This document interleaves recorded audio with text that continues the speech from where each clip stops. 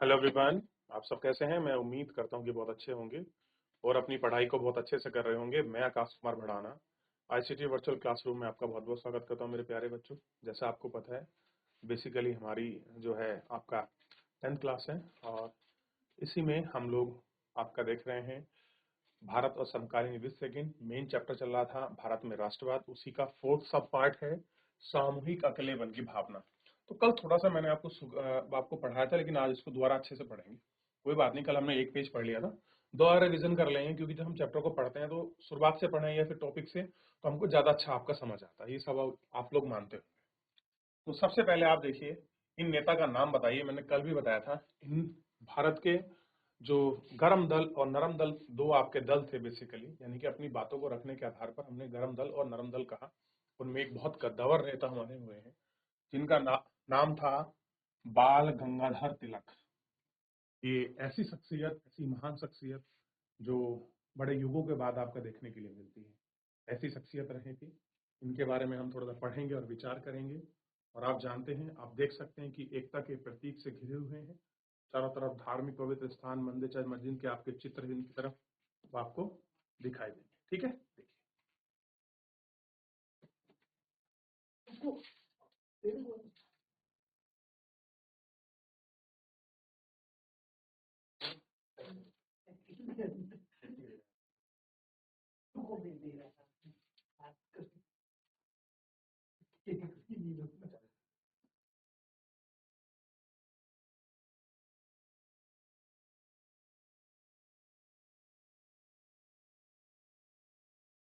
ठीक है बच्चों, ये आपने देख ली।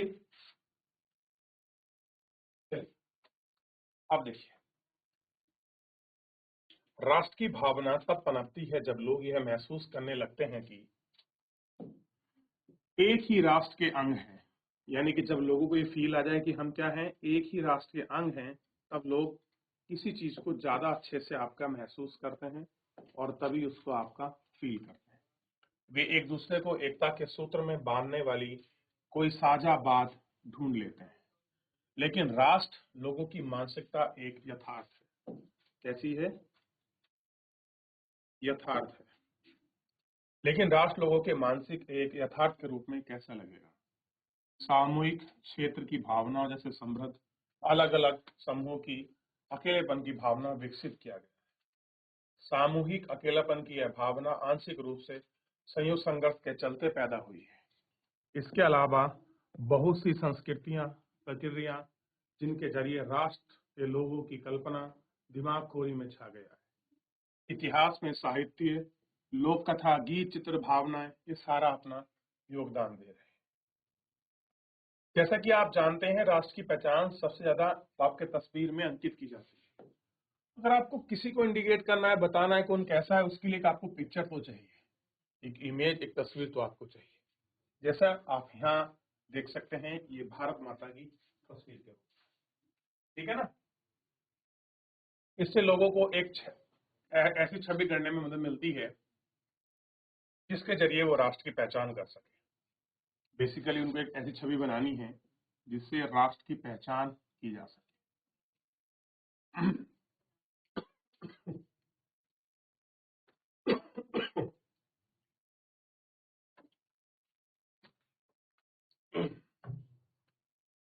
20वीं शताब्दी में राष्ट्रवाद के विकास के साथ भारत की पहचान भी भारत माता की छवि के रूप लेने लगी। इस छवि का निर्माण का आरंभिक बंकिम चट्टोपाध्याय ने किया था। 18वीं सदी के उन्होंने मातृभूमि के स्तुति के रूप में वंदे मातरम गीत लिखा। बाद में उन्हें उपन्यास आनंद मठ में शामिल कर दिया गया। यह गीत बंगाल में स्वदेशी आंदोलन में खूब गाया गया। स्वदेशी आंदोलन की प्रेरणा से अमरीनाथ टैगोर ने भारत माता की विख्यात छवि चित्रित की। इस पेंटिंग में भारत माता को एक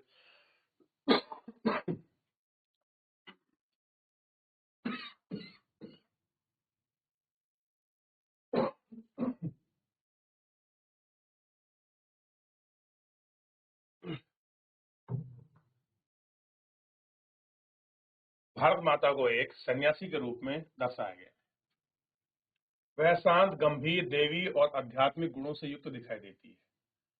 आगे चलकर इस छवि में बड़े पैमाने पर तस्वीर में उतर जाने लगभग कलाकारों के यह तस्वीर लगाने में भारत माता की छवि विविध रूप से ग्रहण करती है। इस मात्र छवि के प्रतीक श्रद्धा को राष्ट्रवाद के आध्यात्मिक अवस्था का प्रतीक माना जाता है।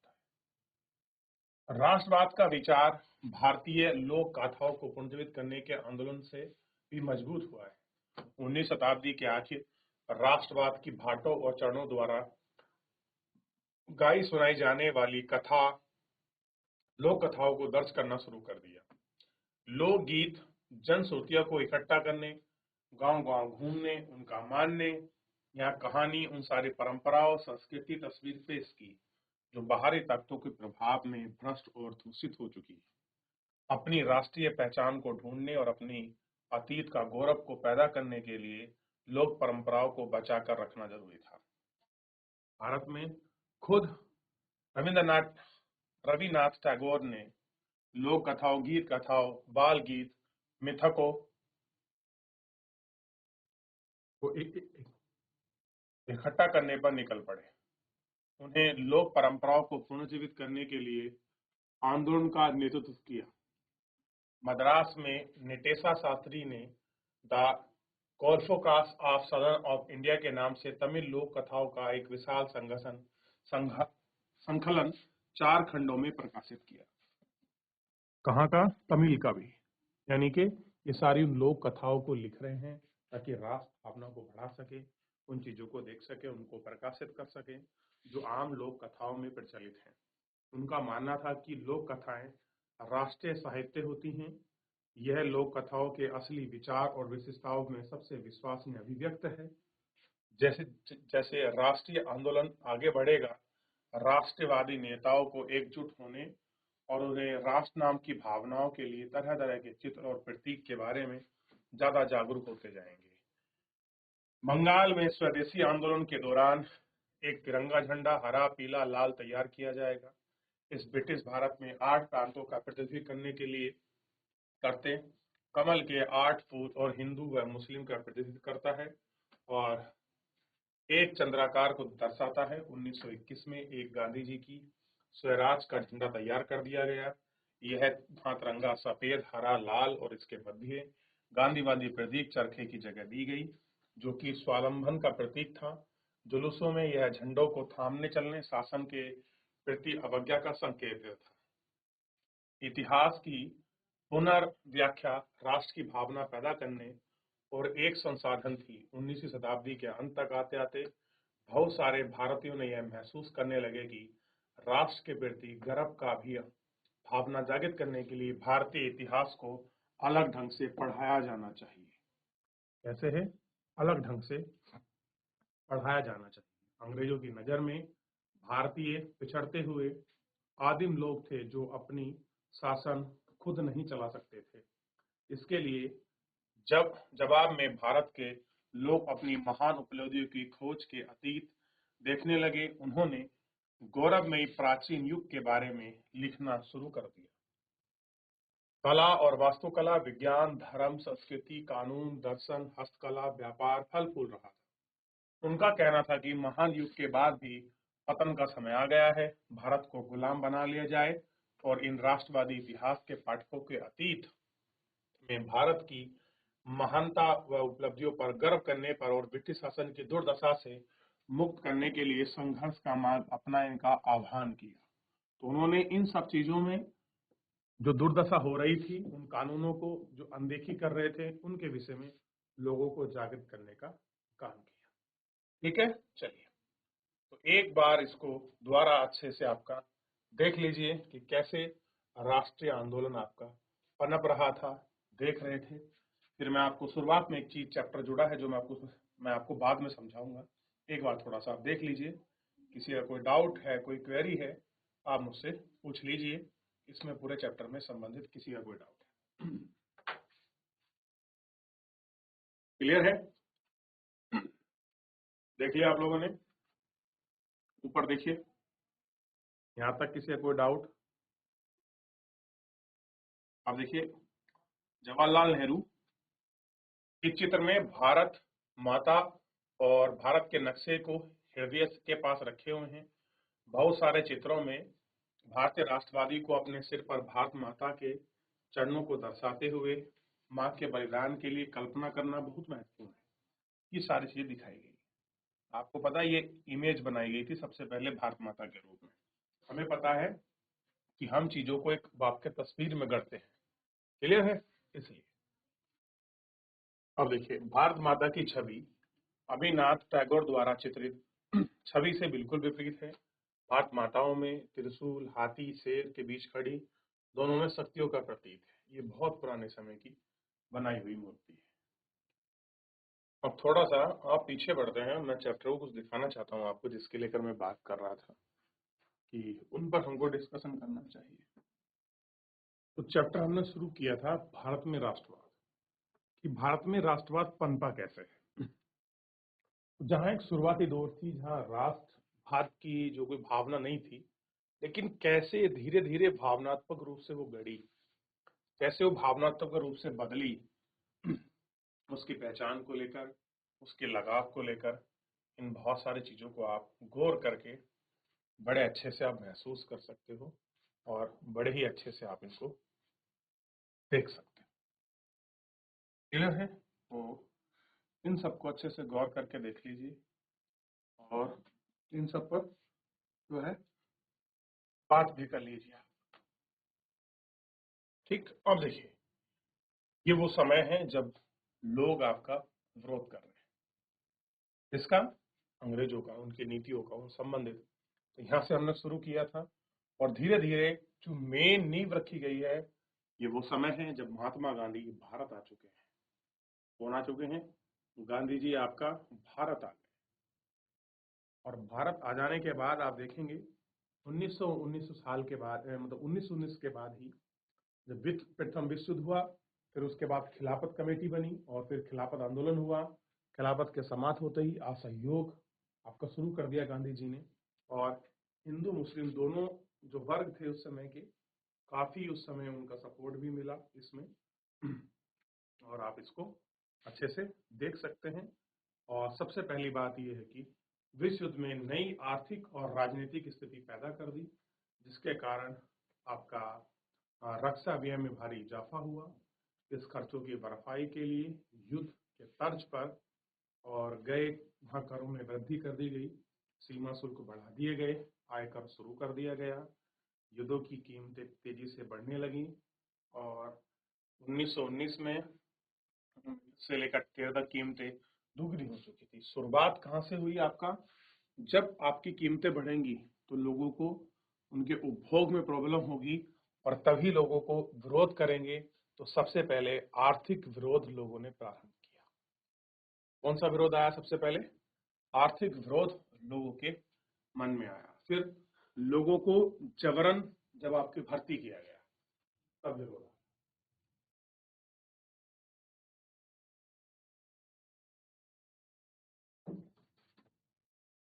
ठीक, जबरन चलाया, जिसके कारण कि 1919 और 20 के बीच आपका देशों में बहुत सारी जगह आपका क्या हो गई थी, जो फसल है वो आपका खराब हो चुकी थी, जिसके कारण बहुत सारी चीजों में अनस्टेबिलिटी पैदा हो रही थी, चीजों को लेकर बड़ा भयावह स्थिति बन रही थी। तो ये सारी चीजों को हमने इसमें देखा। लोगों को उम्मीद थी कि युद्ध खत्म होने के बाद उनकी मुसीबतें कम हो जाएंगी, लेकिन ऐसा नहीं हुआ। इसी समय एक नया नेता सामने आया, उन्हें संघर्ष का नया ढंग दिया और आपका नया जो आपका तरीका था वो उन्होंने आपका पेश किया। ठीक, महात्मा गांधी 1919 के बाद ये सारी चीजें आपको देखने के लिए मिलेगी। कैसे जो भारतीय मजदूर थे, चाहे वो आपका अफ्रीका में थे या कहीं भी, तो वहां भी उन्होंने उनकी नीतियों का विरोध किया। तो अंग्रेजों का शासन बड़ा दमनकारी रहा और बहुत लंबे समय तक इन्होंने उस दमन को आपका झेला। चलिए, फिर उसके बाद आप जानते हैं कि पहला वर्ल्ड वॉर हुआ, खिलाफत कमेटी बनी, असहयोग आंदोलन हुआ, फिर इन सबको जितनी भी राजनीतिक गतिविधियां थी उनको कुचलने के लिए आया गया रोलेट एक्ट। क्या आया? Rowlatt Act. और रोलेट एक्ट का मतलब बेसिकली क्या था? ये एक प्रस्ताव था कि इसमें किसी भी भीड़ को आपका नियंत्रित करने के लिए कैदियों पर आप देखिए, समझिए, सरकार को राजनीतिक गतिविधियों को कुचलने और आपका राजनीतिक कैदियों को 2 साल तक बिना मुकदमे के जेल में बंद रखने का अधिकार था। यानी कि बेसिकली ये एक प्रकार का टाड़ा फोड़ा जैसा था कि जिसमें राजनीतिक कैदियों को बंद कर सकते थे। इसे 6 अप्रैल का एक बड़ा हड़ताल करना पेश शुरू किया। 6 अप्रैल को बड़ी हड़ताल होती है और आपको पता है कि जुलूस कहां पर हो रहा था? जलियांवाला हत्याकांड, वहां पर मार्शल लॉ लगाया गया। और आप जानते हैं जलियांवाला हत्याकांड के बाद क्या स्थिति पनपी, कैसे रोलेट एक्ट का विरोध हुआ। क्लियर है? महात्मा गांधी ने असहयोग आंदोलन के बारे में, हिंद स्वराज के बारे में जो पुस्तक है 1909 में लिखी है, बहुत सारी चीजों को उसमें स्थापित किया। ब्रिटिश शासन की व्यवस्था और पद्धति को लोगों को समझाने का प्रयास किया कि किस प्रकार की लोगों की पद्धति है, शासन व्यवस्था, आप उसको समझें। क्लियर है? ठीक। अब देखिए, शब्द आप बार बार सुनने के लिए मिल रहे हैं, बहिष्कार। तो बहिष्कार का मतलब क्या है? किसी के साथ संपर्क रखने और जुड़ने से इनकार करना, गतिविधियों में हिस्सेदारी, चीज खरीद का इस्तेमाल करने से इनकार करना। आमतौर पर इस विरोध को क्या कहा जाता है? आपका बहिष्कार कहा जाता है। और आपको पता है कि जब विदेशी कपड़ों का बहिष्कार किया गया तो जगह जगह भारत में आपके क्या करे गए? तिलक फंड के माध्यम से आपका चरखे लाए गए, लोगों में बांटे गए, लोगों को प्रेरित किया गया कि आप विदेशी वस्तुएं ना पहने और आप सीधा कपड़ा यूज करें। तो ये सारी चीजें जो है आपको इसमें देखने के लिए मिली। ठीक। और आप इनको बड़े अच्छे से देख सकते हैं कि कैसे हुआ। आंदोलन के भीतर अलग अलग धाराएं, आंदोलन के भीतर कैसे अलग अलग धाराएं बनती आप देख सकते हैं। शहरों में एक अलग गुट चल रहा था, जो अलग अलग धारा है जो उनको पनपा रहा था। ठीक। अलग अलग तरीके से कोई आपका समय के साथ चीजें, कपड़े, मुकाबले, आर्थिक शोषण, जमींदारी व्यवस्था, कोई विद्यार्थी के रूप में, कोई शिक्षक के रूप में, कोई वकील के रूप में, कहीं ना कहीं हर चीज में अपने विरोध को प्रकट करने में आपके सफल रह रहे थे। और इनको सारी चीजों को अच्छे से देखना चाहिए और इन पर विचार करना चाहिए कि चीजें किस प्रकार हो रही थी। ठीक।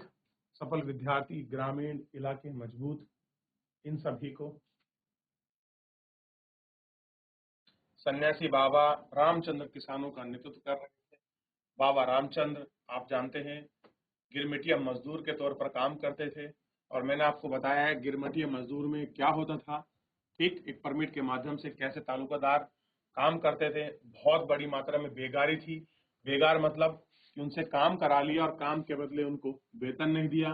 पट्टे के तौर पर कोई निश्चित नहीं होता था, पट्टे को जमीन से हटा भी सकते थे। तो बहुत सारी व्यवस्था हुई, नाई धोबी व्यवस्था का विरोध उन लोगों ने बंद कर दिया। तो इस तरीके से उनका व्यापक विरोध हुआ। फिर बागानों में स्वरोजगार, जो लोग मजदूर काम कर रहे थे, गांधी जी ने उनके लिए काम किया। और उस समय की एक स्थिति देख सकते हैं, जब उसके बाद असहयोग आंदोलन चल रहा था तो उस समय चौरा चौरी कांड हुआ। और चौरा चौरी कांड के बाद किस तरह की स्थिति बनी, आप इसको देखिए। तो ये सारी चीजें मैं आपको पढ़ा चुका हूँ, बता चुका हूँ। उसके बाद सभी ने अवज्ञा आंदोलन चला और कैसे कुछ लोग ये चाहते थे कि हम लोग आपका प्रांतों में जाएं। और 1999 के बाद जब गवर्नमेंट एक्ट ऑफ इंडिया आया और प्रांतों का गठन किया गया तो बहुत सारे लोगों ने प्रांतों के अंदर आपका जाने की कोशिश की, जिसमें सीआर दास, मोतीलाल नेहरू, सुभाष चंद्र बोस जैसे नेता आपके शामिल हुए। क्लियर है? ग्रामीण आपके इलाकों में इसकी क्या आपके पृष्ठभूमि थी। और उसके बाद साइमन कमीशन आया और साइमन कमीशन का बहुत बड़ी मात्रा में आपका व्यापक रूप से आपका विरोध हुआ। और साइमन कमीशन की ही रिपोर्ट पर क्या हुए थे? गोलमेज सम्मेलन, ये मैंने आपको समझाए थे। और जिसके गोलमेज सम्मेलन में, पहले वाले गोलमेज सम्मेलन में गांधी जी यानी कि जो कांग्रेस से बेसिकली उसने भाग नहीं लिया। बाद में गांधी इरविन आपका समझौता होता है। असहयोग आंदोलन के दौरान जो लगभग 1 लाख जो आपके सत्याग्रह, जो आपके राजनीतिक जो आपके बंदी थे, उनको बंद कर लिया गया, उनको छोड़ दिया गया। और उसके बाद क्या होता है कि आप देखेंगे 1929 में जवाहरलाल नेहरू लाहौर में एक अधिवेशन करते हैं और यहाँ से ही पूर्ण स्वराज की मांग करते हैं और डोमिनियन स्टेट की मांग को वो अपना समाप्त करते हैं कि अब हम डोमिनियन स्टेट पर नहीं मांगेंगे, अगर हमको कुछ चाहिए तो हमको पूर्ण स्वराज चाहिए। क्लियर है। और जब आप जानते हैं कि साइमन कमीशन की रिपोर्ट में मध्यम वर्गीय यानी कि ब्रिटिश डोमिनियन स्टेट की बात की जा रही थी। इन सबको लेकर बहुत बड़ा आंदोलन खड़ा हुआ। फिर नमक यात्रा हुई, उसी के साथ सविनय अवज्ञा आंदोलन हुआ। 11 सूत्रें मांग रखी गई महात्मा गांधी जी की तरफ से, उनको नहीं माना गया। उसके बाद दांडी मार्च यात्रा हुई, उसके समाप्त होते ही 24 दिन 240 किलोमीटर लंबी चली। 78 आपके वॉलंटियर्स थे इसमें। उसके बाद सविनय अवज्ञा आंदोलन शुरू हुआ और इस तरीके से गांधी जी ने अपनी यात्रा को प्रारंभ किया। तो सविनय अवज्ञा आंदोलन आपका चल रहा था। तो इस तरीके से चलते हुए लाखों लोगों को गिरफ्तार हुआ। सेकंड में आप देख सकते हैं महात्मा गांधी जी ने इसमें भाग लिया, वापस लौटे तो कोई कंक्लूजन नहीं निकला। और उस समय क्या हुआ कि बी आर अम्बेडकर के साथ और इनका गांधी जी का क्लासेस हो गया सीटों को लेकर। फिर उसी टाइम आपका एक हमारी आपकी फिक्की बनी, भारतीय उद्योगपति आपस में मिले, उन्होंने भारत संघ को आपका मजबूत करने के लिए प्रेरणा पाई। ठीक। फिर गांधी जी ने जो है आपका पूना पैक्ट किया। क्या किया है? पूना पैक्ट 1932 में। महात्मा गांधी जो एससी लोग हैं, अनुसूचित जाति लोगों के लिए सीट बढ़ाने के लिए विधान परिषद में, उसको लेकर हुआ। तो इस तरीके से मैं ये सारी चीजें पढ़ा चुका हूं और सामूहिक अकेलापन को हमने आज पढ़ा। तो इस तरह से ऑलमोस्ट चैप्टर हमारा समाप्त हो गया। आज हम इस चैप्टर का जो मेन कंक्लूजन है वो है निष्कर्ष पर बढ़ेंगे कि इस चैप्टर का आखिर में निष्कर्ष क्या निकला। ठीक, निष्कर्ष को देखते हैं। अंग्रेज सरकार के खिलाफ बढ़ता गुस्सा विभिन्न भारतीय समुदाय और वर्गों को स्वतंत्रता के संघर्ष की ओर खींचता रहा। यानी कि जो आपका गुस्सा लोगों में जो आपका पनप रहा था, उसी ने ही भारत की स्वतंत्रता की ओर बढ़ा दिया। महात्मा गांधी के नेतृत्व में कांग्रेस के लोगों ने असंतोष और परेशानी को स्वतंत्रता में संगठित आंदोलन में सहमति करने का प्रयास किया। उन्होंने आंदोलन के जरिए पूरे भारत को एकत्र सूत्रपात में पिरोने का प्रयास किया। लेकिन जैसे ही हम देख सकते हैं कि इन आंदोलन का हिस्सा लेने के लिए समूह और अलग अलग वर्ग आकांक्षाओं और अपेक्षाओं के साथ हिस्सा ले रहे थे, उनकी शिकायतें बहुत व्यापक थीं। इसलिए औपनिवेशिक शासन से मुक्ति का भी सबके लिए अपना अपना अर्थ था। कांग्रेस ने इन विभेदों को हल करने के लिए या सुनिश्चित करने के लिए हमेशा प्रयास किया कि उन्हें एक समूह में कई कारण दूसरे के ना चल सके। इसी वजह से आंदोलन के भीतर अक्सर बिखरावट आती चली गई। कांग्रेस की सरगर्मी और राष्ट्रीय एकता के शिखर को छूने के बाद बिखराव और आंतरिक टकराव का चरण आते जाते गए। संक्षेप में जो राष्ट्र उभर रहा था वह औपनिवेशिक शासन से मुक्ति चाहने वाली बहुत सारी आवाजों का पुंज था। यानी जितना भी राष्ट्र में जो चीजें उभर रही थी वो औपनिवेशिक शासन से मुक्ति चाहने का एक पुंज। पुंज क्या होता है? जहां पर बहुत सारी सोर्स ऑफ लाइट्स होती हैं, उसको पुंज कहते हैं। प्रकाश पुंज की तरह था। क्लियर है। और आप जानते हैं ऐसे ही एक आंदोलन हुआ है, भारत छोड़ो आंदोलन।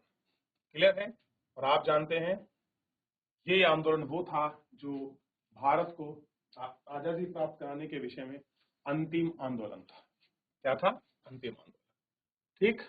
और आप देखते हैं कि भारत छोड़ो आंदोलन में बंबई में किस तरह से ग्वालियर टैंक से बहुत बड़ी मात्रा में महिला, पुरुष, युवा, वकील, हर पेशे वर्ग लोगों ने इसमें आपका भाग लिया। तो एक बार पूरा गौर करके देख लीजिए। किसी का कोई डाउट है मुझसे पूछ लीजिए। चैप्टर फिलहाल आपका समाप्त हो चुका है और ये अंतिम है। एक बार देख लें। देखिए ये कुछ है, आप इनकी व्याख्या करनी है कि औपनिवेश में राष्ट्रवाद का उदय की प्रक्रिया में उपनिवेश विरोधी गानों जुड़ी क्यों थी, पहले विश्व युद्ध दौरान राष्ट्रीय आंदोलन विकास में किस प्रकार आपका योगदान दिया, तो आप यहाँ से खिलाफत आंदोलन से असहयोग की तरफ बढ़ सकते हैं और उसको देख सकते हैं। तो मेरे प्यारे बच्चों फिलहाल जो है आज इस लेक्चर में इतना ही। मिलते हैं नेक्स्ट लेक्चर में नेक्स्ट आपके चैप्टर के साथ। तब तक अपना ध्यान रखिए, स्वस्थ रहिए, अपनी पढ़ाई को बहुत अच्छे से करते रहिए। मुझसे जुड़ने के लिए आपका बहुत बहुत धन्यवाद।